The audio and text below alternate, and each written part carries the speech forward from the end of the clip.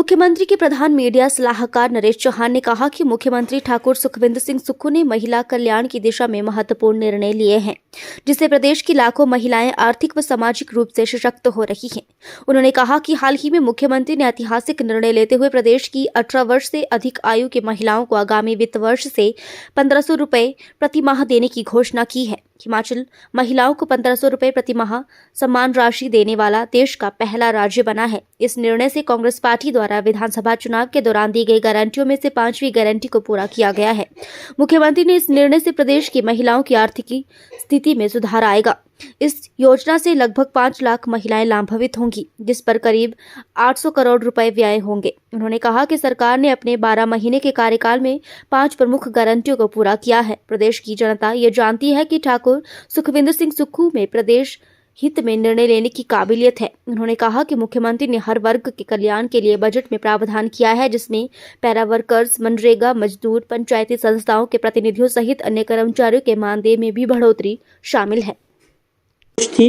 हमारी सरकार की और मुख्यमंत्री जी की कि कम से कम हर ऐसा व्यक्ति कम से कम 25-30 हज़ार रुपया महीने का अपने घर के पास कमाए, उन छोटी ज़मीन से भी। तो उसमें सोलर के ज़रिए जो है छोटे प्लांट्स लगा के उनको भी हमने 50% अनुदान देने की बात कही है। तो उसमें भी हमें उम्मीद है कि लोगों को जो है अपने घर के पास और युवा साथियों को एक अच्छा रोज़गार मिलेगा। और तीसरी योजना के तौर पे जो है, जो अभी बजट में जिस प्रकार हमारी सरकार ने पहली बार एक ऐतिहासिक बजट दिया था और दूसरा बजट जो अभी माननीय मुख्यमंत्री जी ने पेश किया था, जिसमें रूरल अर्थव्यवस्था की तरफ पूरा फोकस इस बजट में था कि गांव में रहने वाले लोगों को उनके क्षेत्र में किस तरह से मजबूती दी जाए, जो वहां से वो रोजगार के लिए बाहर माइग्रेट ना करें। और साफ तौर पे आप लोगों ने देखा कि रूरल अर्थव्यवस्था के लिए कृषि से जुड़े हुए लोग, बागवानी से जुड़े हुए लोग, या पशुपालन करने वाले लोग, या दूध उत्पादक, उन सब के लिए, मछली पालक वालों की बात थी, भेड़ पालकों की बात थी, सबके लिए इस बजट में जो है ऐसा प्रावधान किया गया है कि उसमें लोगों को जो है बहुत खुशी भी थी इस बात की कि पहली बारी एक ऐसा बजट मिला है जिसमें गांव के लोगों के लिए और इन क्षेत्रों से जुड़े हुए लोगों के लिए सरकार ने ध्यान दिया। ये अपने आप में एक ऐतिहासिक फैसला था कि मैं समझता हूँ कि हिमाचल प्रदेश ऐसा पहला राज्य बना जिसने दूध को जो है मिनिमम सपोर्ट प्राइस के अंडर लाया। और 7 रुपये जो है गाय के दूध में उसमें बढ़ोतरी की गई और 8 रुपये भैंस के दूध में बढ़ोतरी की गई, जो अपने आप में ऐतिहासिक थी। इससे पहले भी सरकारें रही और उसमें जो बढ़ोतरी होती थी वो 50 पैसे किलो या 1 रुपये किलो के हिसाब से की जाती थी। तो ये एक ऐसा फैसला था हमारी सरकार का और माननीय मुख्यमंत्री जी का, जिसके पीछे सीधी सोच थी कि ये इस प्राइस पे सरकार उनसे जो है मिनिमम सपोर्ट प्राइस के ऊपर ये दूध लेगी और इससे ज़्यादा अगर उनको मार्केट में मिलता है तो वो बेच सकते हैं। तो ये एक बहुत बड़ा फैसला था। उसी प्रकार जहर मुक्त खेती के लिए हमारी सरकार ने जो शुरुआत की कि इसको जो है गेहूं का मूल्य 40 रुपये और मक्की का मूल्य 30 रुपये मिनिमम सपोर्ट प्राइस के तौर पे, कि भाई आप देखिए प्राकृतिक खेती को प्रोत्साहन करने के लिए इस योजना को शुरू किया। मैं समझता हूँ एक ऐसे फैसले हैं जिसमें आने वाले समय में प्रदेश को जो ये बहुत आगे ले जाएंगे और एक ऐसी पहचान हिमाचल प्रदेश की बनेगी कि जो प्राकृतिक खेती करने वाला एक पहला राज्य बन सकता है इस मामले से। उसी प्रकार एक 2 दिन पहले एक गारंटी जो हमारी थी, जिसको लेके विपक्ष के लोग बार बार बात कर रहे थे कि जो महिलाओं से हिमाचल में रहने वाली 16 साल से 60 साल 18 साल से 60 साल तक की महिलाओं के लिए हमारे एक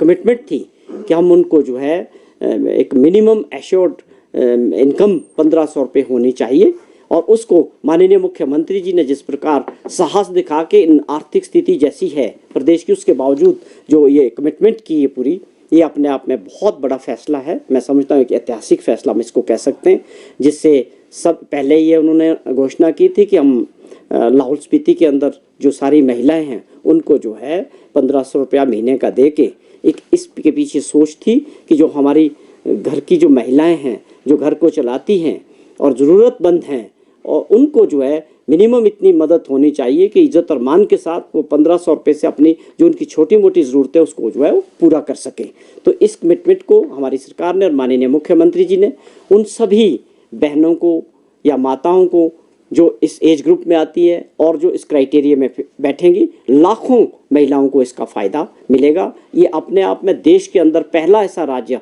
हिमाचल प्रदेश बना है जो 1500 रुपया महीने के तौर पे महिलाओं को और बच्चियों को जो है, जो 18 साल से ऊपर है, वो हिमाचल प्रदेश में मिलने वाला है। तो इसके ज़रिए माननीय मुख्यमंत्री जी ने जिक्र किया था कि 800 करोड़ रुपए का हर साल इसके ऊपर जो है एक खर्चा सरकार को सहन करना पड़ेगा। लेकिन हमारी जो एक और गारंटी थी, हमने अपने 12 महीने के कार्यकाल में चौथी गारंटी पे काम किया।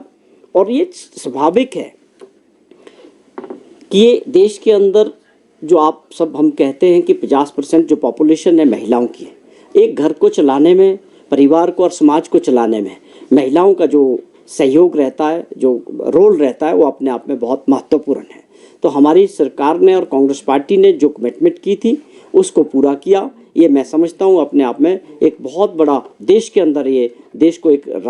जो है दिशा दिखाने वाला फैसला। इन आर्थिक स्थिति में, जब हमारी आर्थिक स्थिति अच्छी नहीं थी, लेकिन उसके बावजूद काम की और विकास की गति को और अपने कमिटमेंट्स को हमारी सरकार ने और मुख्यमंत्री जी ने बेखूबी आगे बढ़ाया। और उसके बाद जिस तरह से लोगों का रिस्पॉन्स आ रहा है, और मैं समझता हूँ कि इसके बाद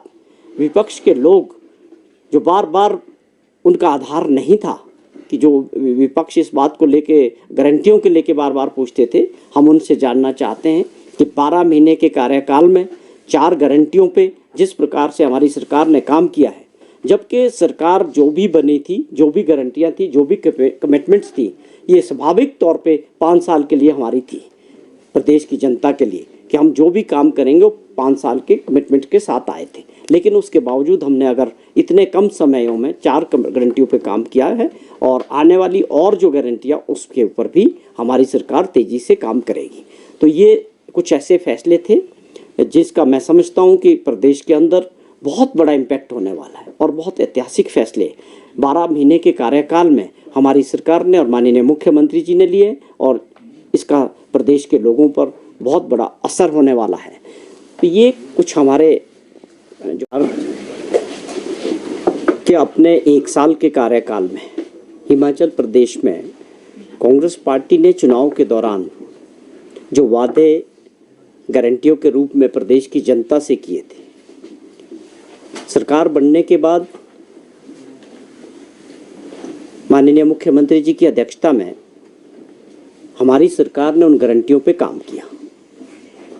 एज पर दी कमिटमेंट जो थी पार्टी की, उसको सरकार ने पहली कैबिनेट में ओपीएस देके अपनी पहली गारंटी को पूरा किया था, जिसमें तकरीबन 1,36,000 सरकारी कर्मचारियों को उसका लाभ मिलने वाला है, और वो शुरू भी हो चुकी है। और देश के अंदर हमारा पहला ऐसा राज्य बना हिमाचल प्रदेश जिसने ओपीएस को बहाल किया, और सरकार कर्मचारियों से जो हमारी पार्टी ने वादा किया था उसको पूरा किया। उसके बाद अगली गारंटी की बात करें, शिक्षा के क्षेत्र में हमने वादा किया था कि हम हर असेंबली सेगमेंट में तकरीबन 3 मीडियम इंग्लिश स्कूल्स जो है शुरू करेंगे। उसके पीछे सोच क्या थी पार्टी की और सरकार की? जो सरकारी स्कूलों में जो है पढ़ने वाले बच्चों की संख्या कम हो रही है और लोग पब्लिक और प्राइवेट स्कूल्स की तरफ जा रहे हैं। उस नज़रिए से हमने ये प्रॉमिस किया था कि 3 स्कूलों में जो है इसको शुरू करेंगे, लेकिन माननीय मुख्यमंत्री जी ने और सरकार ने इस बात को समझते हुए एक फैसला लिया कि हिमाचल प्रदेश के अंदर जितने भी स्कूल हैं वहाँ पर सब में ये इंग्लिश मीडियम पढ़ाई शुरू करी थी। ये दूसरी गारंटी थी जिसमें हमने कमिटमेंट जो थी उससे आगे बढ़ के इस पर काम किया। उसी प्रकार जो स्टार्टअप था, राजीव गांधी स्टार्टअप योजना, जिसमें 680 करोड़ से युवा साथियों के लिए रोजगार देने की जो सोच थी सरकार की, उसके 2 चरण हमने पूरे किए, जिसमें इलेक्ट्रिक वाहन खरीद कर उनको सरकारी महकमों के साथ जोड़ना और एक सुनिश्चित आय करना युवा साथियों की, जिनको वो परमिट मिलेगा वो अपनी गाड़ी खरीदेंगे और उनको उसके साथ जो है गाड़ी खरीदने के लिए जो अनुदान के तौर पे 50% जो मदद जो है वो सरकार की तरफ से मिलेगी। ये अपने आप में कुछ ऐसी योजनाएं हमारी सरकार ने शुरू की है, मैं समझता हूँ कि भारतवर्ष में किसी भी राज्य में इस तरह की योजनाएं नहीं हैं। आप समझें कि सोलर के क्षेत्र में बात करें या इलेक्ट्रिक वाहन की बात करें, कि अगर कोई गाड़ी आपकी 15 लाख रुपया कॉस्ट कर रही है और उसमें 50% अनुदान का मतलब है कि 7.5 लाख रुपया वो सरकारी मदद उस बच्चे को और उस बेरोजगार साथी को मिलेगी, और साथ में वो गाड़ी हायर करके सरकारी महकमों के साथ लगाई जाएगी, जिससे उनकी एक आय सुनिश्चित हो जाएगी कि वो 40,000 रुपया महीने का वो बेरोजगार साथी कमा रहा है। तो मैं समझता हूँ इस प्रकार का मॉडल, जिसमें हमारा एनवायरनमेंट भी बचेगा और साथ में युवा साथियों को काम भी मिलेगा, वो अपने उनके साथ अनुदान की भी हेल्प करेंगे और साथ में वो एक 40,000, 30,000 या 50,000 का रोजगार भी मिलेगा। ये हमारी दूसरी गारंटी थी। उसका एक सर,